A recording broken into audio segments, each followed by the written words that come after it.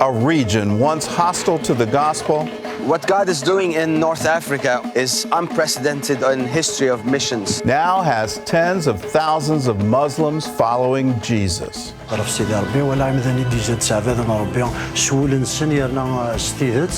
Hear how these Muslims are coming to Christ and see the amazing revival happening right here in the U.S. In my wildest imaginations, I would have never thought that God would have done what He's done. On today's 700 Club Interactive. Well, good morning and welcome to the show. Change is happening all around the world, and as you just saw, there's revival happening in Africa and even right here in the United States. But all the headlines this week, and they've been all about Brexit, the British exit from the European Union. That vote had the highest turnout in the United Kingdom since 1992's general election. And I find that incredible. 33 million people voted to leave the EU. Well, Britain's choice to leave the EU has left many markets and people around the world feeling uncertain. Some investors are concerned and others seem to see opportunity. The announcement triggered global sell-offs, but what looked like the end of the world Friday may be just a reaction and not long-term. I think it's just a reaction, at least short-term, and it's one time I got it right. I had a lot of cash and said, okay, well, let's get back in on Tuesday this week, and I'm glad I did. But unfortunately, I may be saying, let's get out. Because there are going to be some long-term impacts from this vote. And I think the biggest one is what happens now to the euro. And is the euro still a strong currency? And if it's not, what does that mean? And then you look at the weakest members of euro, and I'm talking specifically about Greece, Italy, Spain, and Portugal.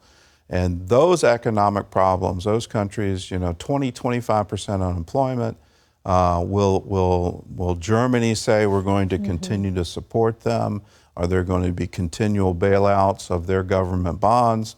And if they're not, and the EU decides to leave them, well, now we are into a financial situation, and banks with exposure to that sovereign debt, as we've all learned back in 2008, all of this is now linked.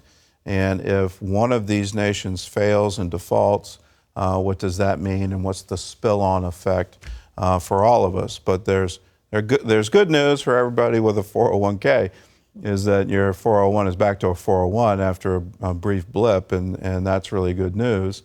Now we're looking at, is this going to impact the global economy? And we're going to see a global slowdown, and worst of all is Britain looking at a potential recession. Those are all things that we all need to be concerned about.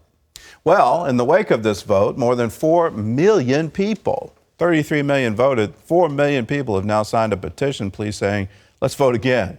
But the British ambassador to the United States says it's too late. This was a once-in-a-generation vote, and the result was final. I think everyone's kind of regretting it. And I bet they are regretting it, and they need to know there's no do-over. That's what happens in general elections. The election is called, both sides present their case, you have a vote, and then you don't get to say, well, can we rethink this?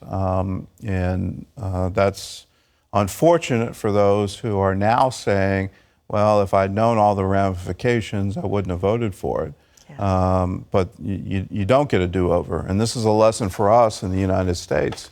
We don't get do-overs in our general election either. Well, in the aftermath of Britain's exit from the European Union, churches across the UK are joining together to pray for the guidance and the peace of the nation. Churches taking part are encouraged to use a prayer issued by the Church of England. The prayer is designed to bring unity to Britain. An excerpt from that prayer says, "Guide our nation in the coming days through the inspiration of your Spirit, that understanding may put an end to discord and all bitterness. Give us grace to rebuild bonds of trust, that together we may work for the dignity and flourishing of all through Jesus Christ our Lord." The Catholic Archbishop of Westminster said Britain's new direction will be challenging for everyone, but he hopes that the UK is going to continue to respect the will of the people. Well, speaking of prayer, a little boy in St. Petersburg, Florida, took a moment after having his breakfast with his mother to stop and say a prayer with the St. Petersburg police officers. There's the picture. And the mom, Kelly Garza, said she and her son, Joshua, they were just having breakfast when he saw the manager of the restaurant shake an officer's hand and thank him for his service. And then the 6-year-old decided he wanted to say a thank you of his own. So as they got up to leave, little Joshua asked the officers if he could pray for them. Well, Mom took a photo of Joshua sitting down at the table with them, holding hands with their heads bowed in prayer. And after the prayer, the reports are there wasn't a dry eye in the house. And that is a wonderful story. Yeah, I'm sure that's accurate. It's a great picture to see on the heels of so much that's happened in the news. I bet that boy made those officers' day. Yes, made I'm it, sure. Their years of sacrifice, their service, made it all worthwhile. Mm-hmm. Well, as we mentioned earlier, revival is moving through the northernmost reaches of Africa. Once hospitals of the gospel, tens of thousands of Muslims are now turning to Christ. Pastor Salah leads one of the largest churches in Algeria, where 99% of the population is Muslim. And he never thought the Algerian church would grow so large. He says every new Christian in his church came from a Muslim background. Men like Zeno, who was invited to attend Pastor Salah's church with a friend. ضرب سيدي ربي ولا عمدني ديجا تسعفادنا ربي سول نسن يرنا ستيدت et mérimir j'ai senti vraiment une présence en moi. Remarkable. It is remarkable, and what a great legacy here. We need to keep in mind Algeria used to be a Christian nation. St. Augustine is from Algeria, and the Berbers were all Christian, and it's wonderful to see that revival. Well, other men like Farad speak of miraculous encounters.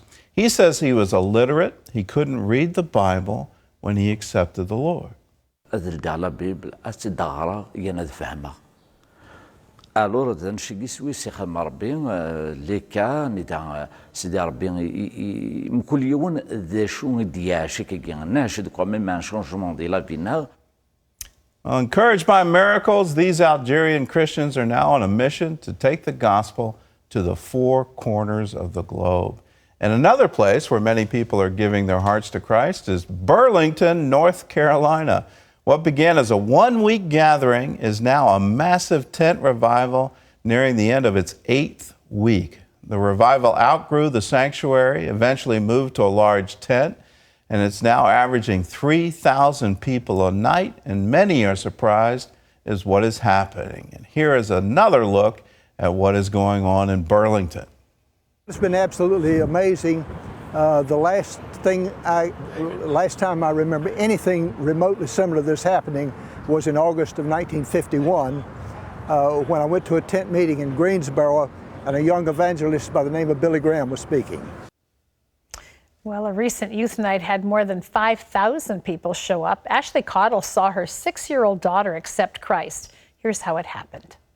We talked about it a little bit, and I said, do you think that Jesus is talking to you about something? And she said, I want to be saved. I'm grateful and I'm thankful that my children get to see this, because I think that they'll know, they'll always know that God is real. Another daughter prayed for her parents, and something amazing happened there too. Take a look. I haven't been in church in over 11 years until 5.5 weeks ago. And every Sunday and Wednesday, my daughter would go down to the altar and pray for Daddy and Mama to get saved. God answered that little girl's prayer. I believe it with all my heart. Well, thousands more are flocking to Burlington to experience this move of God, and the pastors say they are all amazed. Mm-hmm. In my wildest imaginations, I would have never thought that God would have done what He's done. You know, and it's just, every night I lay my head on my pillow and just stand amazed at what God's doing. God is amazing. Pastor Townsend says more than 500 people have accepted Jesus as their Lord and Savior, and what a wonderful thing to see. And our prayer is this would spread far beyond North Carolina, that this would be a great move of God, that we would all, as one people, say, once again, we are one nation under God, indivisible, with liberty and justice for all. It's wonderful to see that. We've been praying for a long time that God would pour out His Spirit in this country. He does. Well, coming up, television viewers across the country love Shark Week, but sharks are not the world's most dangerous creature. See who that distinction belongs to and why, and what you can do to stay safe when we come back. While television viewers across the country are excited about watching Shark Week, sharks are far from the world's most dangerous creature. That title actually belongs to, drumroll, the mosquito. These tiny pests outrank all other animals in their threat to humanity. They might not seem as terrifying as sharks, but their bite is far more deadly. Take a look. Which animal is scarier to you, sharks or mosquitoes? You likely said shark. You should have said mosquito. When the shark and mosquito are compared, mosquito-borne illnesses kill 725,000 people a year. That's compared to just 6 fatalities related to shark attacks. When it comes to the number of human deaths, the mosquito is ruthless. The yearly number of mosquito-borne diseases alone are outrageous.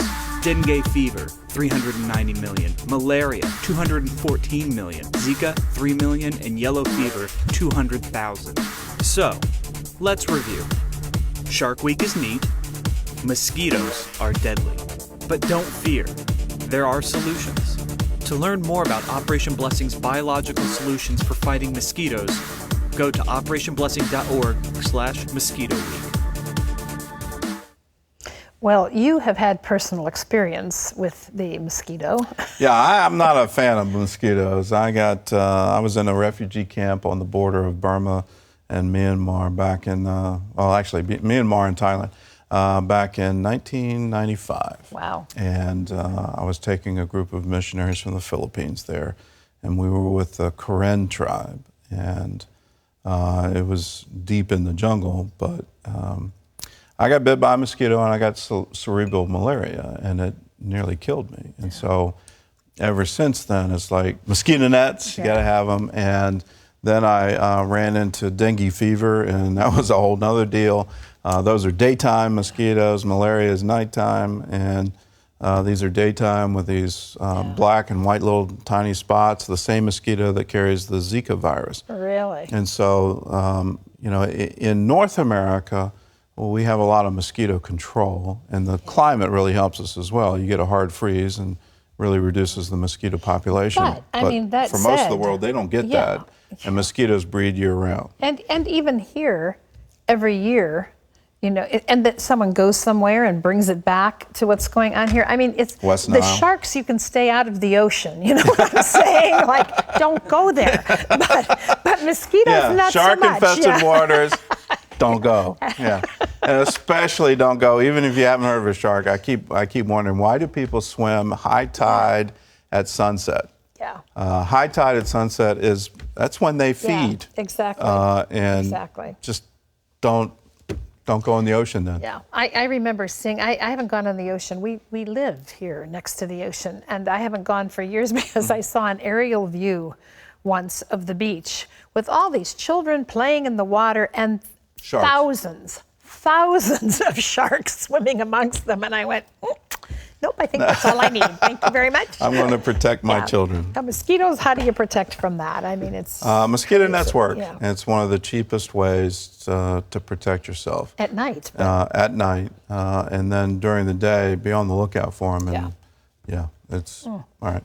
Well, malaria is the third biggest killer of children globally. In one part of India, many have died from malaria. And not long ago, entire families were in danger of being wiped out. Take a look. The Araku Valley lies in the eastern mountains of India. The landscape is beautiful, but inside the valley are hundreds of people who are quickly dying. Dasu, Bodri, and their 3 children were among them. Their entire family was infected with cerebral malaria, a fatal disease that's carried by mosquitoes. Dasu and Bodri had few options. Until recently, there were no roads into their village, so they were cut off from the rest of the world. The only person we could go to for help was a witch doctor. but we refused to go to him because we believed in Jesus. We prayed with our pastor and believed God for a miracle. That miracle came when a new road made it possible for vehicles to reach their village for the very first time. Operation Blessing came in and conducted a medical camp. I heard about the medical camp and walked all the way through a dense forest with my kids. After we were diagnosed with cerebral malaria, the doctors wanted to go to our home and test my husband as well. So we rode back in the medical bus. Dasu also tested positive for malaria. Each member of the family got a 3-day course of medicine that saved their lives. This is the first time doctors from outside have come to our village and our home. You came and found out about us and then gave us medical treatment for free. I have never seen this act of kindness in my life. On this medical mission, the team treated over 500 people with cerebral malaria. They also gave out mosquito nets and taught families how to prevent further outbreaks. I was afraid because we see people dying all the time.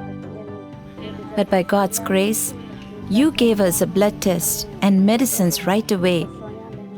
I'm really happy that you came to help us. Our family would have died if you had not come here and treated us. We are grateful and thankful for your help. And we're grateful and thankful for you if you're a member of the 700 Club. If you're not a member, join with us. Join in everything we do around the world. A portion of every gift goes into the work of CBN International to help people, to be a very tangible help to them in their time of need. And you just saw it in action in India. And we're doing it in your name when you're a member of the 700 Club. How much is it to join? It's just $20 a month, 65 cents a day. So go to the phone and call 888-777-1999 or log on to 700clubinteractive.com. Terry? Well, still to come, do you feel smothered by all your stuff? If so, help is ahead. Learn how to declutter your life and get unstuffed right after this. Clutter. It can destroy your home, even your life. Do you own too much stuff? And maybe it's more like all your stuff owns you? Take a look. Have you noticed it yet? Take a look around. Your home, your car, your purse. Clutter. Lurking in corners and closets, spilling onto counters and tables. It's everywhere. New York Times bestselling author Ruth Soukup says clutter can be physical, mental, or even spiritual. After going through a 2-year bout with depression, she knows how difficult dealing with internal and external clutter can get. When will enough be enough? Why is there never room for the things that actually matter? But more importantly, how do we change the pattern? In her new book, Unstuffed, she shares how to declutter your home, your mind, and your soul, and get rid of the stuff once and for all. Well, joining us now is the author of Unstuffed, Ruth Soukup. Ruth, it's so good to have you here. Thank you so much for having me. How did this become something you knew needed dealing with in your life? I think it was the stress, really, that it just felt like there was this constant weight on my shoulders, and I couldn't always place why it was there. Mm-hmm. And I would spend a lot of time moving stuff around and thinking that my problem was an organization problem. Like if I could just find the right system, if I could just find the right box or the right bin or the right basket, I'd get it in there and everything would be fixed and my life would make sense and I would be less stressed and I wouldn't be so overwhelmed. And it never worked. It doesn't ever work. No. You know, even when you find the right container or bin for the one thing you're looking for, something else shows up that needs a place. It's really quite crazy. Talk a little bit about the value of being uncluttered and even how you begin that process. It's a different way of thinking, isn't it? It's a different way of thinking, yeah. I think the physical stuff in our lives is so similar to the mental stuff in our lives too, and it's all sort of this manifestation of the same problem, which is that we're filling our lives with all of this stuff, whether it's a busy schedule or clutter, filling up our homes, all the physical stuff that's cluttering up our homes, or even the way that we, fill our lives with superficial friendships that don't really get to our souls. To demand time from what we'd really like to be doing. All these demands on our time, all these demands on our attention, and all sort of for the same purpose, where we're trying to fix something and we're trying to solve a problem that we know is there but we can't quite place, and we think something is going to be the solution to this problem, and none of that stuff ever works. So where do you begin? You talk about having a vision for your home. That was really thought-provoking for me. I sat as I read your book and thought, well, how do I want people to see my home? And that was a change for you too. Definitely a huge change. We did a remodel a few years back, about 6 years ago, and I had this vision. I had been collecting magazines for years of what I wanted and what I thought that I wanted for my home, and I gave absolutely no thought to the actual state of my home and the fact that I had 2 little kids at home and a dog, and so we bought new furniture, and my toddler destroyed it, and what my toddler didn't destroy, the dog destroyed, and I was totally unrealistic. I had this vision, so I was buying stuff to fit the vision, but I wasn't buying stuff to actually fit my home, and it was a real eye-opening experience and a painful, kind of expensive lesson, but also I realized that in the end, how I want my home to feel when I walk in is so much more important than some sort of vision that's totally unrealistic and totally unattainable. So in a way, you had to give yourself permission to be free of what you thought others expected of you, or even what you expected of yourself. Yes, absolutely. The freedom to be honest with yourself about how you use your home is really the most important step and the first step in getting rid of stuff, because then you realize what I need and what I don't need, and you realize that those throw pillows that look so cute at Target are actually just ending up on the floor, and they don't look so cute on the floor. I just put a bunch of them in a large black garbage bag in my storage area. Throw pillows, I love throw pillows. They're the bane of my husband's existence, I will be totally honest. I think every man feels that way, actually. Talk a little bit, if you will, about the depression that you went through in your life, and how you felt at that time, and how that impacted the cluttering of your mind and your heart. Well, I went through a really serious depression in my early 20s. My senior year of college, I ended up attempting suicide several times. I was hospitalized for almost 2.5 years off and on. And it was just, at the end of that, I had lost everything. I had filed for bankruptcy. I was married at the time. I ended up divorced. I had lost all my friends. I was dropped out of school. I had literally nothing. And I sort of had to learn how to build my life up from there. But also, I lost my faith at that same time. And I had grown up in a Christian home and was going to a Christian college, and because I was having these memories of sexual abuse when I was a kid, I sort of gave up on God and said, I don't want to have anything to do with that. But a life with the absence of God was so overwhelming for me that's why I became suicidal. And so it took me, so I began to recover from the depression, but it took me a lot longer to find my faith again. And I like to say that I gave up on God, but God never gave up on me. He doesn't. Absolutely not. And so it was this sort of journey then through my adult life of always trying to fill this hole inside me. And I've written about this before, and my blog is called Living While Spending Less, which I started not because I'm a money-saving expert, but just the opposite, because I'm kind of a disaster with money, and I was spending and I was shopping and I was always trying to fill up my life with stuff to try to fill this hole that was inside of me, and that could only be filled with one thing, which was grace. I'm smiling at your story because I'm just thinking of Romans 28:28. That all things work together for good to those that love God. That this cluttering and this emptiness and desire for more, God has now turned around and given you restoration in your own life, and then a message that really does hit home. As I read your book, there's so much in here for all of us to really contemplate and think about. How are our souls cluttered sometimes? I think our souls are cluttered with this idea that we are responsible for our own salvation. And we live in a very do-it-yourself culture. And so this message, along with this message that stuff is going to solve our problems, is this message that you need to pull yourself up by your bootstraps. And even in the Christian world, the message is that you have to pray the right prayers, and you have to read the right Bible studies, and you have to say the right things. And that, yes, you can have to listen to the right radio stations, and so you can go to church and you can have this moment on the mountaintop, and you have to continually be achieving that mountaintop moment all the time. And that's how you save yourself. But we don't save ourselves. Christ saves us. And the gift has already been given. And so learning to accept grace and understand that we don't do it. God loves us and wants us to live unstuffed lives, not because of what we do, but because of what he's already done for us. Yeah, I think of how Scripture says he came to set the captive free. And that's one thing that's evident in the book, is how captured we are by things, by schedule, by people around us. But you're saying the takeaway message for this book is you can be set free. Yes. You can have a new start. Yes. How has it changed your life?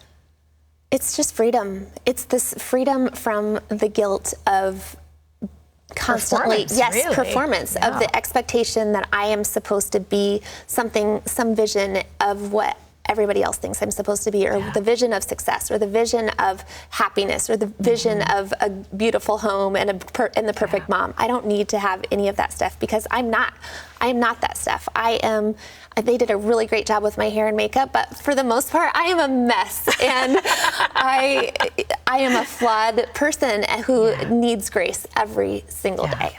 Ruth, thank you so much for being here. If you want to learn more, Ruth's book is called Unstuffed, Decluttering Your Home, Mind, and Soul, and it's available wherever books are sold. Gordon?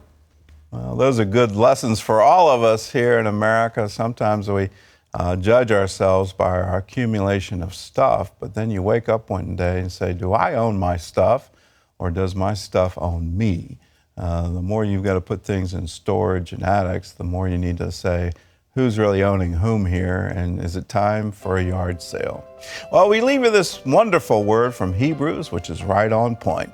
Keep your lives free from the love of money, and be content with what you have, because God has said, never will I leave you, never will I forsake you. For Terry, for me, for all of us here, God bless you, and we'll see you again.